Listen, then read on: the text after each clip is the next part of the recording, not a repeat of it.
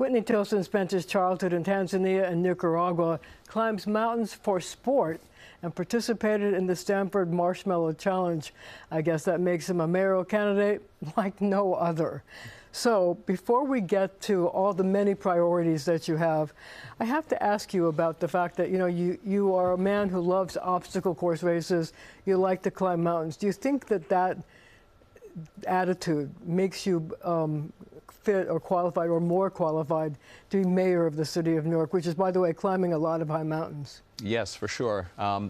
Yes, I think because I like big, hairy challenges in both my professional life and I suppose in my personal life, and I'm not afraid of big obstacles, and I've generally succeeded in overcoming them. What do you think the biggest obstacle or challenge will be in running for mayor of the city of New York? I'm a first-time candidate, and the system is sort of rigged against first-time candidates. It's an off-year election. It's sort of designed to make it hard for an insurgent outsider like me, and so I've got to go straight to New York voters with a message that if you want change, if you think the city's heading in the wrong direction, I'm your change candidate. Well, Michael Bloomberg did it. There's no reason why you can't as well. True. He dropped $73 million of his own money in the race to get his name out there, and I'm not going to be doing that. I'm going to be running a retail campaign and just going out there and reaching to voters. Are you going to run as a Democrat? Yes. Yes, I'm a lifelong Democrat, and so I'm running in the Democratic primary. So I have to ask you this question. Eric Adams, he's going to be running for re-election. He's going to be one of the people in the race. How do you feel about him as a person who could possibly get re-elected? I hope that doesn't happen. I voted for him last time, had high hopes for him, and he has just been an enormous disappointment, proven to be tremendously corrupt and ineffective, and perhaps even worse, surrounded himself with more than 24 people who've been indicted under investigation, resigned in disgrace, and the city is paying the price. So if you were to meet him in a debate and you were asked to sum up his accomplishments and his lack of accomplishments, what would you say? Well, there haven't been many accomplishments. I will credit him for having a good speechwriter. He says a lot of the right things, but then there's no follow-up. He's had 3 years, and he was just out recently saying a lot of good things and proposing a lot of new things. And I was like, well, what have you been doing the last 3 years? Well, at his State of the City speech, he did claim that he has reduced most crime statistics since he took office. No, he is not. I can show you the facts. Crime is up substantially, and New Yorkers feel a lot less safe, and the data backs them up. Is it really the data, or is it the perception that they don't feel safe? Well, there's clearly the perception. Only 37% of New Yorkers say that they feel their neighborhood is safe, and that's down from 50% when he took office. But then you actually look at the crime statistics, and on every major crime statistic, it is up substantially in the past few years. But his statistics show that gun crime is down, shootings are down, rape is down. Rape last year was up 20% in this city. That's a fact. Go look at the numbers. If you parse the numbers carefully enough and look over a short time period, you can make the data say whatever you want. But I'm telling you, over the last 5 years, we had become one of the safest large cities in America, and we've gone backwards dramatically on every major serious crime. Are you accusing him of fudging the numbers? Absolutely. So you have a number of lofty goals, and one of them is to reduce violent crime by 50% in your first 4 years. Yeah. How do you plan to do that? Yeah, big picture, there are two ways to go about that. Number one, you have to understand that crime is hyper-localized. If you read the newspapers, you'd think there was crime everywhere. In fact, the vast majority of crime occurs in a very small number of neighborhoods. These are the neighborhoods that tend to have failing schools. They don't have good after-school programs. The health system is not taking care of people suffering from mental illness and drug addiction. So there needs to be big investment in the communities across everything the city provides. Secondarily, you have to understand that the crime is hyper-individualized. A very small number of people, fewer than 1% of the people in any community, create all the mayhem. And the cops know who the bad guys are. So how do you deal with that? It's not a secret. So we need to both put some more cops in the areas where criminals are running the show and law-abiding citizens feel endangered. But it's also we need the criminal justice system to then do its job, because I've talked to so many cops who are so frustrated when they know who the bad guy is, they've got him on camera, they arrest him in the act, and he's out that afternoon. Yeah, but that's the state legislature that changed correct. bail reform law. So how are you going to deal with that? It's not. The mayor can't uniformly by himself change those laws. You are correct. I'm going to have to be a good politician. I'm going to have to spend some time in Albany and with the governor and the state legislature and with the city council. And it wasn't just bail reform. There were 8 pieces of legislation that passed under Governor Cuomo that I don't think he should have signed, that have collectively made us less safe. And so we're going to have to fix that problem at the state level as well. But the legislature has been reluctant, to say the least, to make those changes. What can you do different from what Governor Hochul has tried to do and what Mayor Adams has tried to do to change that? I think 2 things. One, Mayor Adams is particularly ineffective in Albany and the city council because he's under 5 indictments and he has no political power to affect change. Secondly, I think every Democrat in New York State is running scared after what happened on November 5th. The voters are angry. They're voting in the voting booth and telling politicians that we are fed up with the way you're running the city and the way you are failing to protect us. And so I think the time is ripe for some reforms, not repeals of misguided legislation. So, you know, you talk about what happened on November 5th.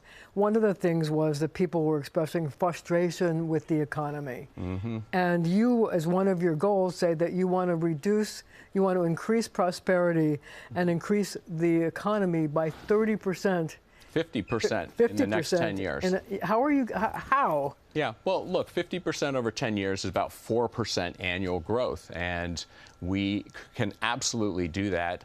New York City is one of the greatest places to do business in the world, but we have been turning it into a place that's hostile to businesses. CNBC ranked all 50 states on business friendliness, and New York State came in dead last.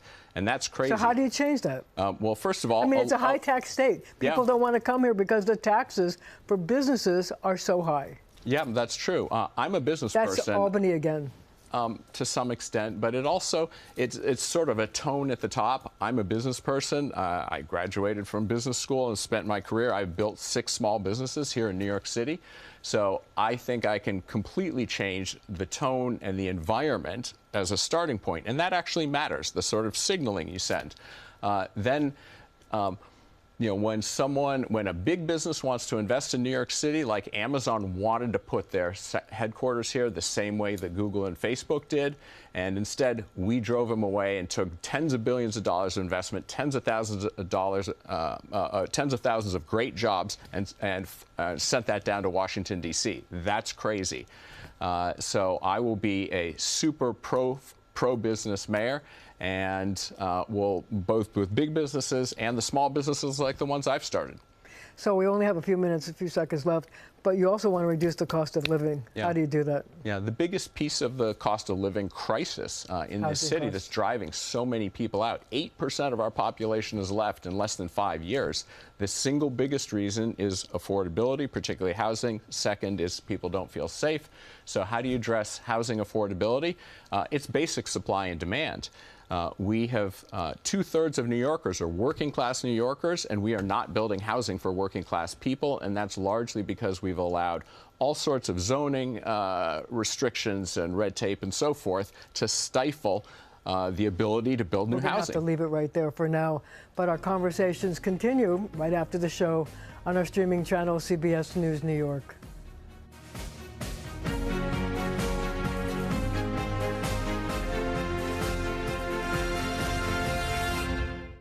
We're back with candidate for mayor Whitney Tilson. So I know that you also have been a member of Teach for America and you work with the KIPS charter schools in the Bronx. I wonder what your views on education are and how you would improve education in New York City if you became mayor. Yeah, well, I'm the child of two teachers. I was born in New Haven, Connecticut. My parents were teachers at New Haven High School at the time, so I grew up in that world. I was one of the founders of Teach for America. That was my first job out of college here, and I've been on KIPP Charter School Board here in New York City for well over 2 decades. So it's something I'm very passionate about, and my entire adult life I've been focused on. we've got to do better. So how do you do it? How do you improve schools? Most importantly, the person I saw you last interviewed was the current chancellor of New York City Public Schools, and I want to get to know her better and see if she's someone I would want to keep in that position, but hiring a great chancellor who's going to focus on doing right by kids. We have almost 1 million kids. We're spending over $40,000 a kid, and fewer than half are reading at an even basic level. So let me ask you about the reading level, because they just changed the way you read in New York City schools to a phonics-based system. Yes, thank good goodness. Good idea, bad Thank idea. goodness. And why did we go to the other system in the first place? I don't know. It is one of the great crimes against children, in my view, going to this whole language-based approach, which all the evidence for a long period of time has shown that kids are not learning to read. And if you can't read by age 10, that is the most fundamental metric. If you are not at least a basic level reader by age 10, it's almost game over, statistically speaking. It's terrifying. And we allowed a system, a reading system, into our schools that was not teaching kids to read well. And they've also now overhauling how people learn math. Yeah. Are these good changes? Yeah. And how would you do it differently? I mean, if you were the mayor who had some say over New York City schools, how would you do it better? Right. I think the most important thing is to have a good teacher in every classroom. And it's a human resource management issue. So my chancellor, of course, is going to be very focused on getting great school leaders who are putting great teachers in every classroom. And that requires, in any organization, you need to recruit good people, train them well, then retain them to make sure they stay. But then simultaneously, if people aren't cut out to be great teachers, and it's a hard job to be a good teacher, you've got to have a way of getting people who aren't getting that job done out of the system. That's just management 101. And unfortunately, we've sort of got it backwards. We've created this bureaucratic system that systematically is driving out too many good people and entrenches people who aren't getting the job done for our kids. You know, some people look at the charter schools and say the charter schools do it better. But one thing about the charter schools, the day is a lot longer. Do you think that's something that New York City schools should look at? Yeah, well, I've been on the board of KIPP charter schools for more than 20 years, and they're achieving educational miracles with young kids. Kids from kids of those demographic groups, 9% might graduate from college, and we have more than 70% graduating from college. So the outcome differences aren't small. Part of it is the extended school day, like you mentioned, but we also operate, these are public schools, to be clear. I mean, about 15% of New York City public school students are in public charter schools. But our schools are held accountable. If we don't deliver results for kids, we're shut down. And we hire great teachers and do all the things I talked about before, and we give students more time with those great teachers. And so I think it's crazy that there is an artificial cap on the number of high-quality charter schools. I'm in favor of any great school, charter school or not. If they want to expand, we should be helping the great schools expand. So if you were mayor of the city of New York, you would go to Albany and talk to the Board of Regents and say, and the legislature, and say, lift the cap. There shouldn't be an artificial cap. Schools should be, and any school that's delivering for students that wants to grow, we should be welcoming that. And by the way, I've been fighting for that for well over 20 years. So what's your position on prioritizing whether you're a citizen and a legal immigrant? Who should get the resources that the city has? Yeah. My first priority is going to be the citizens of this city and the people who've been here a long time and are paying taxes and so forth. I am sympathetic as the descendant of immigrants myself to immigrants coming to this country looking for a better life. But when this city this year is going to spend more than $20,000 per migrant asylum seeker, that number is just way too high. So what should the city have done when all these people came here? Yeah, it's a hard question. I do not think the Adams administration, because both Mayor Adams and the people he hired have not been at all effective. They were doing no-bid contracts and paying $380 a night to house them in migrant hotels. So paying way too much and completely botched it, and then complained that it wasn't our fault and so forth. I'll take responsibility, but we need to care for these people. We certainly don't want them homeless in the streets, but we've got to do so in a more cost-effective way. Well, was it the fault of the Adams administration, or was it also possibly that, because it was an emergency situation, people who had those hotel space taking advantage of the city's urgent needs? Yeah, well, look, the city in general does not do a very good job contracting with outside vendors, and too often is paying too much for inferior services. But I will tell you one thing that might be a little provocative, but it seems pretty obvious to me, which is anyone who is not a U.S. citizen, who is part of a gang, who is committing violent felonies and all, I think this city should be cooperating with the federal government and get those people out of our city, and from my perspective, get them on the first flight home to their home country if they're in this country and taking advantage of our generosity and committing mayhem and endangering all of us. So if you were mayor, you would be cooperating with the Trump administration's goals of deporting immigrants? No, I want to be very specific. I am in favor of, New York has been a sanctuary city for decades. And you don't want to change that? I don't want to change the basic sanctuary city legislation and policies that we have had. I have absolutely no interest in cooperating with the Trump administration trying to deport 12 million mostly hardworking, law-abiding people. However, the very small number of those who have become gang members and who are engaging in other serious criminal behavior, I'll cooperate all day long with the Trump administration and any other administration to get them out of our city, and don't let the door hit you on the way out, on the way back to your home country. Okay, a few personal questions. Do you bike in New York City? Almost every day. So do you get a different perspective from a bike and what do you observe? Yeah, well, it's a very efficient way to get around. It's become an increasingly dangerous way to get around. Those electric delivery bikes are going too fast, and I'm going to crack down on that. I know a lot of pedestrians and other cyclists. Should there be license plates on these bikes? Yes, and I also would actually, you can put speed limiters on them so that they literally can't go faster than, say, 15 miles an hour. And so what a novel idea.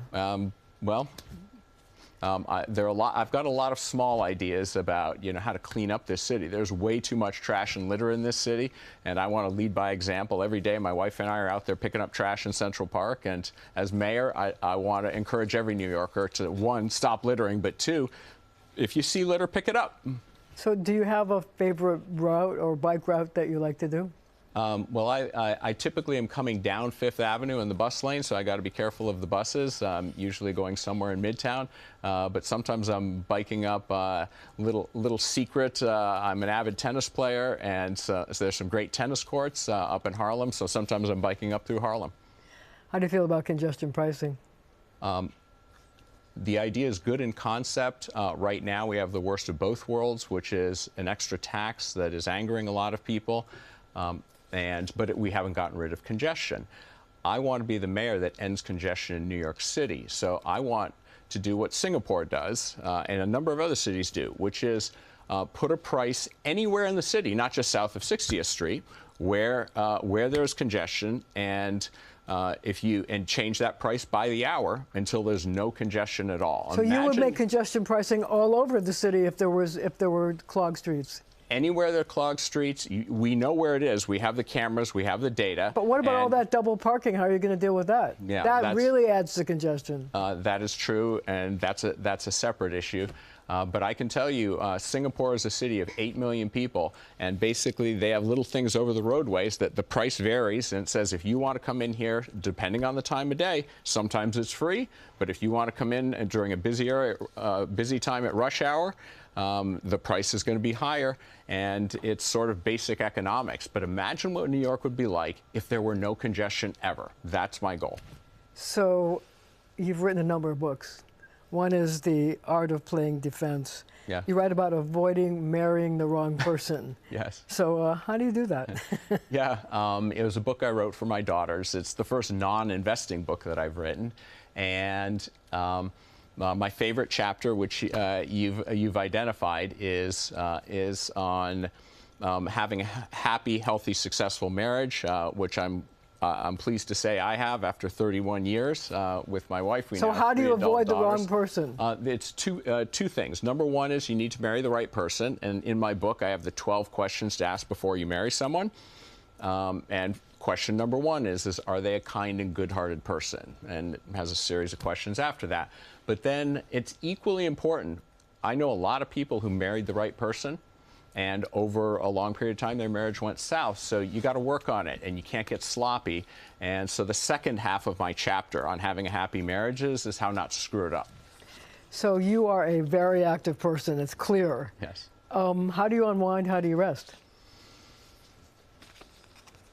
I try and get 8 hours of sleep, which has been hard these days running for mayor, I'll tell you that. But I believe getting a good amount of sleep, and that's sort of my 8 hours of real rest.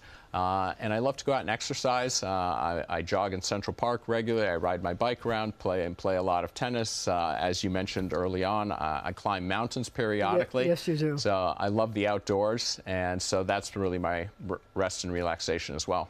What's the best piece of advice you've ever been given? You know, Warren Buffett and Charlie Munger, the famous investors, have been real mentors of mine. And Warren Buffett once said, the chains of habit are too light to be felt until they are too heavy to be broken. And he's usually talking to young people, and he says, the little habits that you develop when you're young tend to be what define you, whether you have a lot of friends, whether people trust you, it affects your career. And you never really think about the little things you do every day, but multiplied out over a lifetime, those little things become who you are. And so it got me thinking at a young age about how I treat people, and how I take care of my body and try and stay healthy.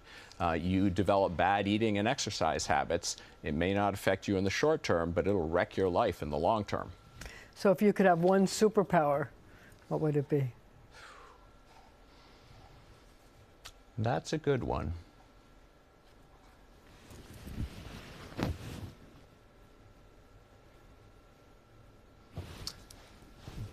I guess it would be the ability to change other people's minds, and that would come in handy as mayor, because as you pointed out, it's a tough group of people. We have a strong mayoral system, and as the mayor can appoint the top 155 people and have a great deal of direct control, but as an outsider just trying to do what's right for the people of New York, I'll be dealing with a lot of political entities, the state legislature and others, who are more concerned about the next stage of their political career and what are the long-term political consequences, which don't matter at all to me.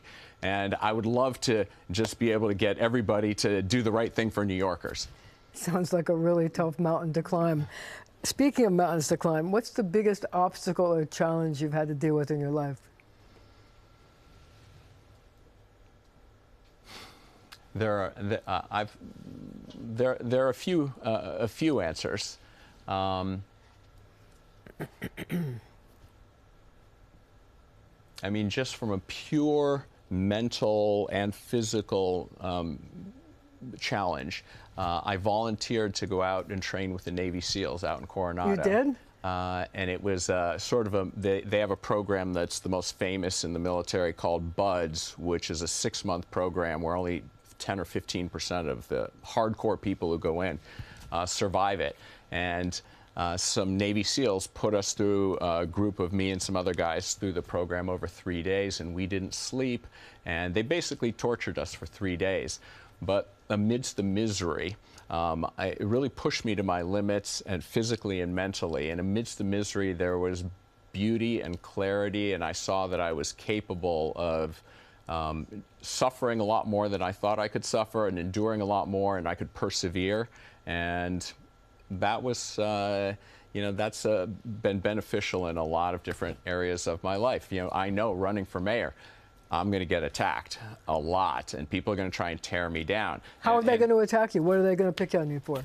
They're not going to find anything, you know, the Oppo research isn't going to find anything in my past. I'm squeaky clean. I have never accepted first-class airline tickets to sell out some, my interests. But people will say, look, you're a first-time politician. What do you know? No experience. Et cetera. And they'll also say, you know, what do you know about the lives of working-class New Yorkers? You're not exactly a working-class guy, right? And I need to go out there with my message and say, actually, for my entire adult life, I've been fighting for disadvantaged folks, working-class folks, like Teach for America and KIP. And when COVID hit, I didn't flee the city. I walked across the street and helped build that COVID hospital in Central Park, the field hospital you may remember. I spent 12 hours a day for 3 months doing that, and I recruited 100 of my friends to help. So I've been fighting for average folks my whole life, maybe because of my childhood growing up in Tanzania and Nicaragua and having Peace Corps parents. And so I need to get that message out, though, because my opponents are just going to be saying, oh, he's some out-of-touch guy and, you know, won't fight for you. And I'll be like, no, they're the career politicians looking out for their careers, and I'm the guy who'll fight for you. Last question. What do you want New York City voters to know about you? Yeah, that I'm smart and honest, and if I get elected, I will not owe anything to anyone, because I am not running as a machine politician. I'm sort of running as a Democrat against the party bosses, against the political machine, so they can rest assured that every minute of every day, I and all the other really competent people that I hire in my administration will be fighting for New Yorkers 24/7. Whitney Tilson, thank you so much for joining us, and thank you at home for joining us as well.